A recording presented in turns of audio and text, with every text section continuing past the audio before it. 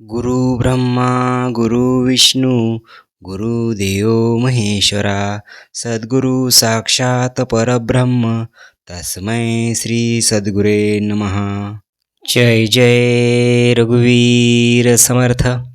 श्रीमत दासबोध दशक 17वा प्रकृती पुरुष नाम समास दुसरा शिवशक्ती निरूपण नाम. श्रीराम समर्थ. ब्रह्म निर्मळ निश्चळ जैसे गगन अंतराळ निराकार केवळ निर्विकारी. मागील आठवड्यापासून नवीन दशक प्रकृती पुरुष नाम सुरू झालेला आहे. आता चालू आठवड्यामध्ये या दशकातील समास दुसरा शिवशक्ती निरूपण नाम सुरू झालेला असून या समासाच्या पहिल्या ओळीत श्री समर्थ म्हणतात की ब्रह्म हे अवकाशरूपी आकाशासारखे निर्मळ आणि निश्चळ असून निराकार आणि केवळ असे निर्विकारी आहे. अंत नाही ते अनंत, शाश्वत आणि सदोदित, असंत नव्हे ते संत सर्व काळ. श्री समर्थ आता दुसऱ्या ओळीत सांगतात की त्याला अंतच नसल्याने ते अनंत आहे, ते सदोदित आणि शाश्वत असून असंत म्हणजे नाहीसे नसून सर्व काळ आहेच आहे. परब्रह्म ते अविनाश जैसे आकाश अवकाश न थुटे न फुटे सावकाश जैसे तैसे. श्री समर्थ यावेळी सांगतात की अवकाशमय आकाशाप्रमाणे ब्रह्म हे अविनाशी आहे, ते फुटत नाही किंवा तुटत नाही, जसेच्या तसे शांत असते. ते ज्ञान न अज्ञान, ते स्मरण विस्मरण, ते अखंड निर्गुण निरावलंबी. श्री समर्थ यावेळी सांगतात की ब्रह्म हे ज्ञान आणि अज्ञानाच्या पलीकडे असते, त्यांच्या ठिकाणी स्मरण नसते आणि विस्मरणही नसते. ते अखंड निर्गुण असून आणि निरावलंबी म्हणजे कशावरही अवलंबून नसणारे आहे.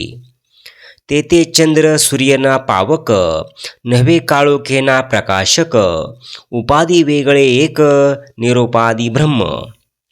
श्री समर्थ यावेळी सांगतात की ते चंद्र सूर्य अथवा अग्नीही नाही, काळोख नाही किंवा प्रकाशी नाही. निश्चळी स्मरण चेतले त्यास चैतन्य ऐसे कल्पिले, गुणसमत्वे झाले गुणसाम्य ऐसे. श्री समर्थ ते सांगतात की निश्चळ परब्रह्माच्या ठिकाणी स्मरण स्फुरले त्यालाच चैतन्य म्हणजे मूळमाया असे कल्पिले. त्या मूळमायेत गुणसाम्य असते म्हणजे गुणाचे समानत्व असते. गगनी आली अभ्रछाया तैसी जाणे मूळमाया, उद्भव आणि विलया वेळ नाही. श्री समर्थ यावेळी सांगतात की आकाशात अभ्रछाया म्हणजे ढग यावेत, तशी ब्रह्माच्या ठिकाणी मूळमाया जाणावी. अभ्रछाया जशी येते आणि जाते त्यास वेळ लागत नाही, तसेच मायेचे असते. निर्गुणी गुण विकारू तोची षड गुणेश्वरू, अर्धनारी नटेश्वरू तयास मनिजे. श्री समर्थ यावेळी सांगतात की निर्गुणाच्या ठिकाणी जो स्मरणरूपी गुणविकार निर्माण झाला तोच षडगुणेश्वर होयच, त्यालाच अर्धनारी नटेश्वर म्हणतात. आदिशक्ती शिवशक्ती मुळी आहे सर्व शक्ती, तेथूनच पुढे नाना व्यक्ती निर्माण झाल्या. श्री समर्थ ते सांगतात की आदिशक्ती शिवशक्ती मूळमायेतच सर्व शक्ती आहेत, तेथूनच पुढे नाना व्यक्ती निर्माण झाल्या. तेथून पुढे शुद्ध सत्व रजतमाचे गुढत्व, तयाशी म्हणजे महतत्व गुणशोभिनी. श्री समर्थ यावेळी सांगतात की तेथून पुढे शुद्ध सत्व रजतमाचे गुप्तपणे अस्तित्व असते, त्यालाच महतत्व किंवा गुणशोभिनी म्हणतात. मुळी असेची ना व्यक्ती ते कैशी शिवशक्ती, ऐसे म्हणाल तरी चित्ती सावधान असावे. श्री समर्थ यावेळी सांगतात की मूळ मायेत व्यक्तीच नसते, पण तिथे शिवशक्ती कसे असेल असे म्हणाल तर ते सावध होऊन ऐका. ब्रह्मांडावरून पिंड अथवा पिंडावरून ब्रह्मांड, अदृत पाहता निवाड कळो येतो. श्री समर्थ ते सांगतात की ब्रह्मांडावरून पिंड आणि पिंडावरून ब्रह्मांडाचा असा अधोर्ध म्हणजे विषयाकडून आत्म्याकडे याप्रमाणे विचार केला की निवाडा कळून येतो. बीज फोडून आणले मना, तेथे फळेच तो दिसेना, वाढत वाढत पुढे नाना फळे येती. श्री समर्थ यावेळी सांगतात की फळात बी असते, ते जर फोडून पाहिले तर त्यात झाड दिसत नाही, पण पुढे ते बीज अंकुरित होऊन वाढत जाऊन त्याचा वृक्ष झाला की त्याला अनेक फळे लागतात. फळ फोडिता बीज दिसे, बीज फोडिता फळ नसे, तैसेच विचार असे पिंड ब्रह्मांडी. श्री समर्थ म्हणतात की फळ फोडून पाहिले तर त्यात बीज दिसते, पण बीज फोडले तर त्यात फळ मात्र दिसून येत नाही. पिंड ब्रह्मांडाचा विचारही असाच आहे. नर नारी दोन्ही भेद, पिंडी असती प्रसिद्ध, मुळी नसता विशद होतील कैसे. श्री समर्थ म्हणतात की नर आणि नारी हे दोन्ही भेद पिंडात म्हणजे स्थूळ देहात स्पष्टपणे दिसतात. मुळात म्हणजे मूळमाया जर हे नसतील तर पुढे कशी तरी प्रगट होतील. नाना बीजरूप कल्पना, तीत काय एक असेना, सूक्ष्म मनोनी भासेना एकाएकी. श्री समर्थ ते सांगतात की मूळमायेच्या ठिकाणी बीजरूपाने नाना कल्पना असतात, तिच्यामध्ये काही असत नाही. कल्पना वासना सूक्ष्म असतात म्हणून सहजासहजी कळून येत नाहीत. स्थूळाचे मूळ ते वासना आदी दिसेना, स्थूळा वेगळे अनुमानेना सकळ काही. श्री समर्थ म्हणतात की स्थूळाचे मूळ ही वासना असते, ती वासना आधी दिसत नाही, म्हणून स्थूळाखेरीज आणखी काही असेल अशी कल्पना येत नाही. कल्पनेची सृष्टी केली, ऐशी वेदशास्त्रे बोलली, दिसेना म्हणून मिथ्या केली, न पाहिजेत की. श्री समर्थ ते सांगतात की वेदशास्त्रात कल्पनेने सृष्टी केल्याचे वर्णन दिसते, ते दिसत नाही म्हणून ते मिथ्या केली असे समजता कामा नये. पडदा एका जन्माचा, तेथे विचार कळे कैसा, परंतु गुढ हा नेमाचा ठाव आहे. श्री समर्थ म्हणतात की जीवाला अनेक जन्म घ्यावे लागतात. एका जन्मामुळे एक पडदा जणू उत्पन्न होतो. मग ब्रह्मासंबंधीचा विचार कसा कळणार, परंतु सिद्धांताच्या गोष्टी नेहमीच गूढ असतात. नाना पुरुषाचे जीव, नाना स्त्रियाचे जीव, एकच तरी देह स्वभाव वेगळाले. श्री समर्थ म्हणतात की नाना पुरुषाचे जीव आणि नाना स्त्रियाचे जीव हे जीव स्वरूपाने एकच असतात, पण देहामुळे देह स्वभाव वेगवेगळे असतात.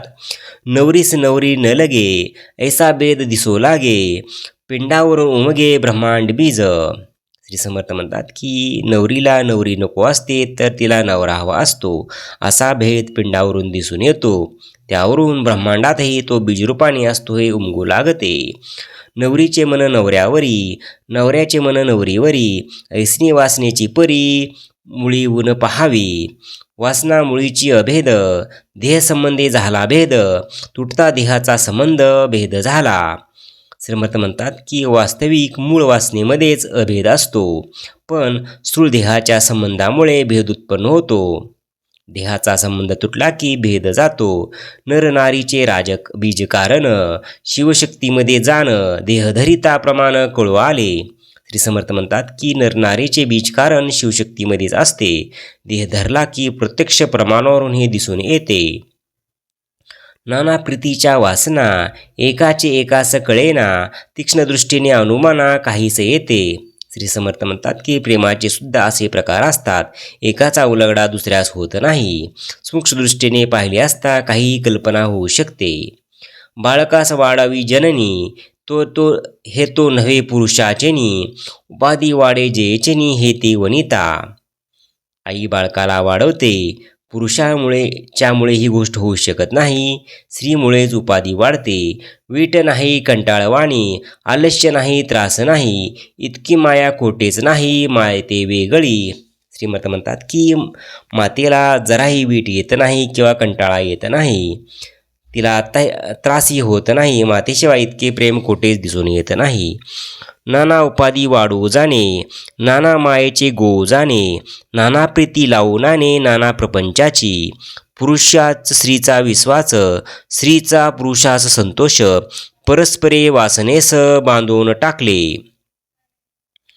ईश्वरे मोठे सूत्र केले, मनुष्य मात्र गुंतून राहिले, लोभाचे गुंडोळे केले उगवेना ऐसे. श्री समर्थ म्हणतात की ईश्वराने ही युक्ती करून मनुष्य मात्रास गुंतवून टाकले आहे. लोभाचा असा गुंता आला आहे की तो काही केल्या उलगडत नाही. ऐसे परस्परे आवडी स्त्री पुरुषांची महागोडी हे मुळी होणार चालली रोकडी विवेके पहावी. श्री समर्थ म्हणतात की अशी ही स्त्री पुरुषांना परस्परांची अत्यंत आवड असते. परस्पराबद्दल त्यांना अत्यंत गोडी वाटते. ही गोडी मुळापासूनच चालत आली हे विवेकाने जाणून घ्यावे. मुळी सूक्ष्म निर्माण झाले, पुढे स्पष्ट दिसून आले, उत्पत्तीचे कार्य चाले उभयता करिता. श्री समर्थ ते सांगतात की अगदी मुळात सूक्ष्म भेद निर्माण होतो आणि पुढे स्थूल देहात तो स्पष्ट दिसून येतो. स्त्री आणि पुरुष या उभयतामुळेच उत्पत्तीचे कार्य चालते. मुळी शिवशक्ती खरे, पुढे चाले वधूवरे, 84 लक्ष विस्तारेली जे. श्री समर्थ ते सांगतात की मुळात जी शिवशक्ती असते तीच खरी होय, तीच पुढे वधूवर होतात. त्यांच्या योगेत 84 लक्ष जीव योनीचा अफाट विस्तार होतो. येथे शिवशक्तीचे रूप केले, श्रुती मनास पाहिजे आणले, विवरली या विन बोलेले ते व्यर्थ जाणावे. श्री समर्थ ते सांगतात की याप्रमाणे येथे शिवशक्तीचे रूप वर्णन केले आहे. श्रोत्यांनी ते नीट समजून घेऊन त्याचे मनन करावे. नीट विवरण करून केल्याशिवाय बोलले असता ते व्यर्थच होय. इति श्री दासबोधे गुरु शिष्य संवादे शिवशक्ती निरूपण नाम समास दुसरा. जय जय रघुवीर समर्थ.